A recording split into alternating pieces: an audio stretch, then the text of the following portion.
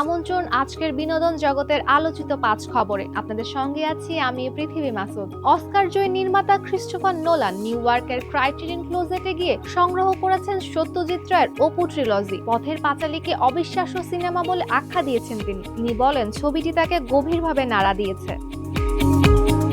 ভৌতিক সিনেমা আন্ধার নিয়ে নতুন ঘোষণা দিয়েছেন নির্মাতা রায়হান রাফি। সামাজিক মাধ্যমে সিনেমাটির প্রথম লুক প্রকাশ করে তিনি জানান, শীঘ্রই ধাপে ধাপে আসবে সিনেমার সব চমক। চলতি বছরের শেষ দিকে সিনেমাটি প্রেক্ষাগৃহে মুক্তি পাওয়ার সম্ভাবনা রয়েছে। স্পাইডারম্যান অ্যান্ড নিউ ডে সিনেমাটির নতুন ট্রেইলারে দেখা গেছে স্পাইডারম্যান ও হাল্কের মুখোমুখি লড়াই। আগামী 31 জুলাই বিশ্বজুড়ে মুক্তি পাচ্ছে সিনেমাটি। বাংলাদেশেও একদিন আগে মুক্তির সম্ভাবনা রয়েছে। ট্রেইলার প্রকাশের পর থেকে ভক্তদের মধ্যে বাড়ছে তুমুল উন্মাদনা।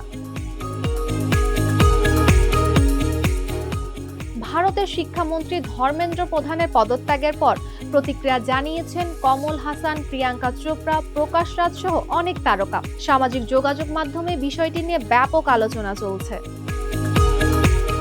কোক স্টুডিও বাংলার নতুন গান পাতার বাঁশুরি প্রকাশ পেয়েছে ঈশান মজুমদার ও সুনিধি নায়কের কণ্ঠে। প্রকাশের পর থেকেই গানটি শ্রোতাদের প্রশংসা কুড়াচ্ছে। ইউটিউবে অল্প সময়ে গানটি পেয়েছে লাখো দর্শক।